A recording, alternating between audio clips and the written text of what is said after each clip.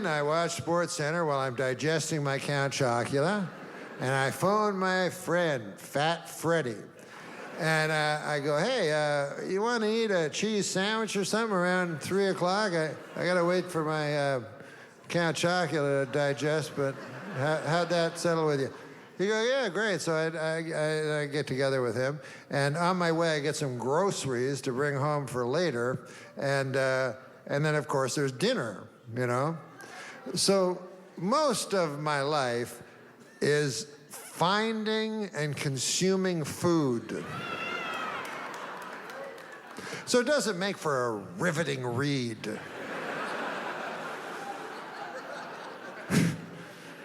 It's incredibly repetitious.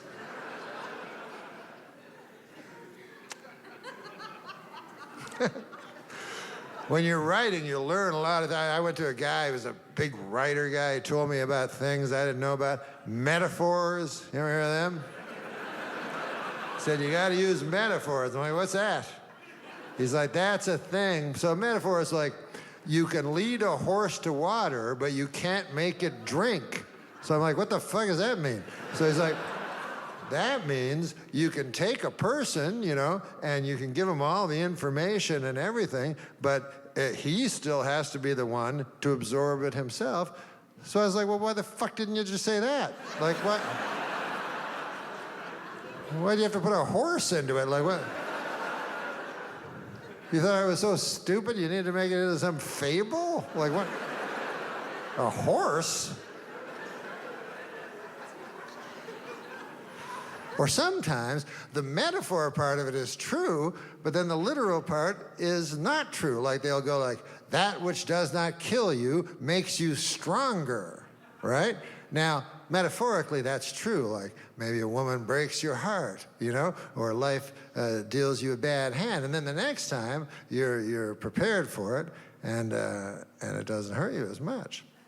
But literally, it's not true at all. Literally, it's that which does not kill you makes you weaker. And will probably kill you the next time it shows up.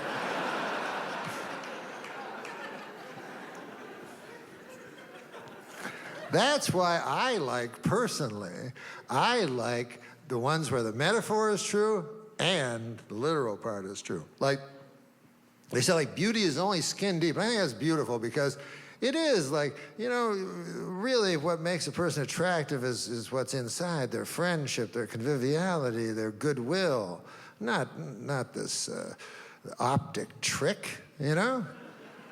And so it has that. But also literally it's true because you could be, you know, the handsomest guy in the world, you know? You'd have like this chiseled jaw and beautiful thick mane of a hair, you know? Large shoulders and narrow waist. You guys horny? Is it just me or? Giant quads, a perfect body, 6% body fat, you know? But you take that same guy and you skin him.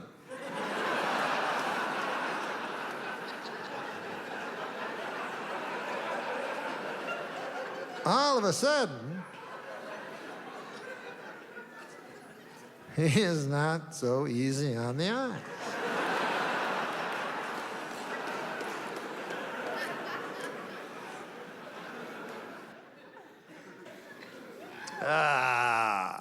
Getting old, you know.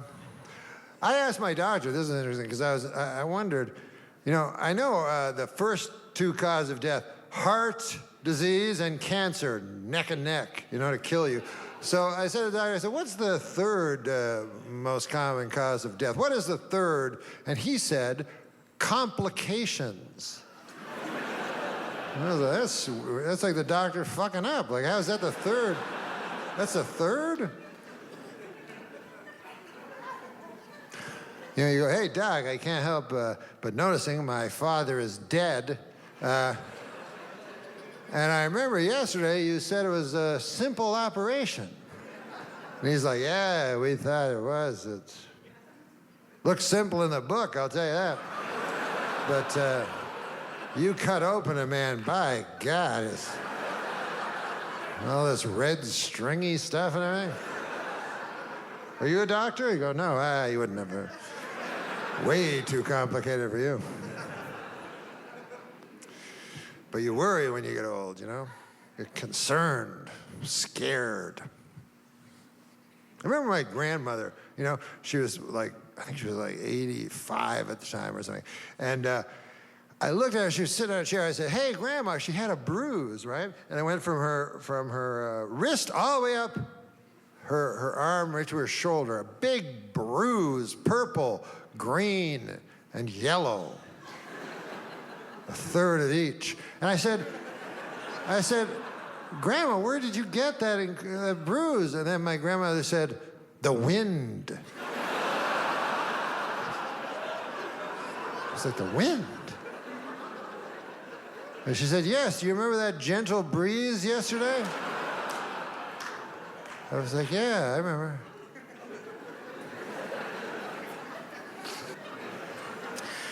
My parents were teachers, which is a noble profession, everyone says. They're fine people, but you know what's weird? They all say teachers are the real heroes. My folks, not heroic at all. And as a matter of fact, I have never met a teacher that showed any heroism. And I've known a lot of teachers because I was a student for years and years. And never once did I go, hey, Barney, man, I was just looking at old man Abernathy.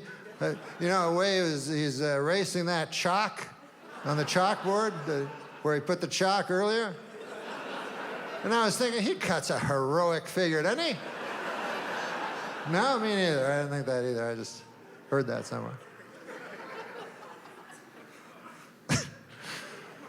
And it's not that hard a job when you think about it, you know what I mean? Like, it's a pretty good job. If you have a job where you go to work, like grade 3, you go to work, and you're 50 times bigger than everybody else that you work with, that's a pretty good job. Plus, they do all the work. You do nothing. That's... How about the students? How about giving some of them a heroism? You know, the 5-year-olds that are working for free. And what do you need, really, to be a teacher anyway? What's the, you know, qualifications? Let's say you're teaching a 3rd grade. What do you need? A 4th grade education. Really, anything above that, you're overqualified, really, you know? I don't like school. I like before school. Man, do you remember that? Before you had to go to school. Man, that was the greatest time ever. I'll never forget. Those were my finest days, man. I love them so much. I remember, like, I'd go over to Sean Kay's house, and I'd have a stick, and that'd be the whole day. I go, Sean, I got a stick. He'd go, God damn, we go play. It was so much fun. And then one day, suddenly I'm in school. They're dragging me in. I remember there were tears, and I'm like, what the fuck? And there were these windows that made even, you'd look out the window, and sometimes you'd see the stick, you know? And you go, God damn, do these people's cruelty know no offense?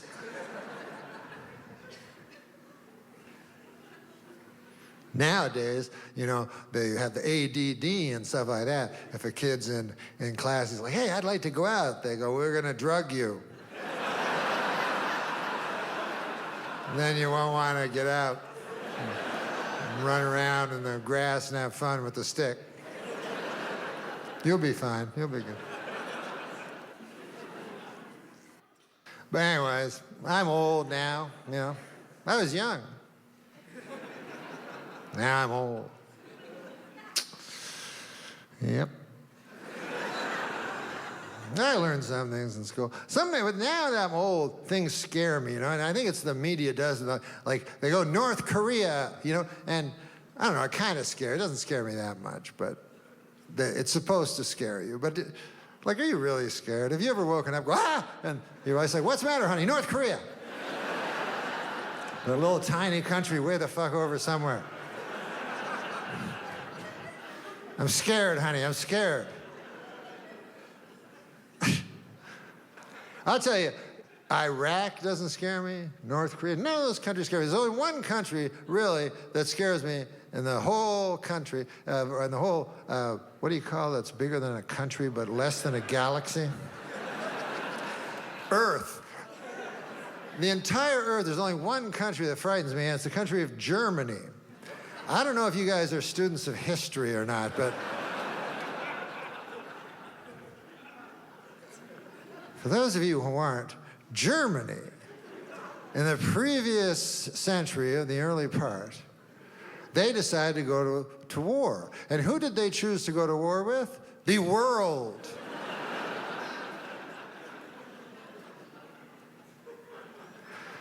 So you think that would last about 5 seconds and the world would fucking win and, you know, that'd be that. But it was actually close.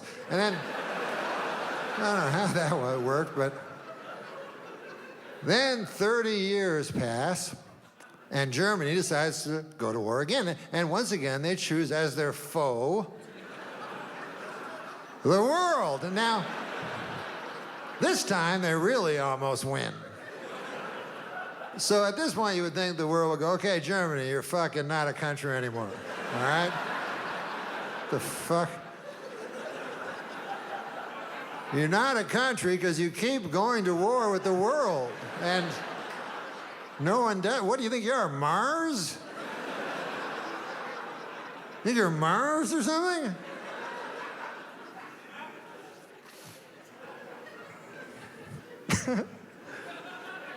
But it's fun to get old, you know? Start watching old things. You know those commercials that are toward old people? You know, like I was watching, for instance, on MeTV, I was watching The $6 Million Man, right? And he was in Paris, he was jumping over the Arc de Triomphe and everything like that. And then, just by luck or coincidence, they went to a commercial, and it was a commercial starring Lee Majors, the $6 Million Man, but as he is today, like an old man. So he's jumping over, and it was for the Bionic ear. And it wasn't the real Bionic ear from the show, it was a fucking hearing aid. So you see him jumping over the Arc de Triomphe, and then it cuts, and then he's in a studio, and he's like, I can't hear too good out of. This one's no good at all. This one's all right. This one may as well not even be an ear. And you go, God damn, you can't help but feel sorry for a man like that. Because you know, at one time, he got a phone call from his agent, you know? And he probably had all kinds of hope, you know? His answer is, hey, Jerome, my God, I haven't heard from you in 30 years. You got something for me? Well, let me guess. I bet I know what it is. It's that movie I wrote, The Return of the $6 Million Man, starring Ben Stiller. And then I show up as a judge for 2 minutes. Is that the one? No. Well, what is it then? No, not out of this one, nope. Well, what was that? That's a hearing aid? Well, how much does something like that pay a fellow? It's funny you say that, Jerome, because when you say it, I realize that's only 1/10 what I used to get from a single episode of, no, I won't stop, sorry. When do they have to know by? Within the hour, huh? Well, I guess then I would say, yes, I'll take that. Jerome, I have to ask you this. Is there any way in the contract that you can put in that I'm sad?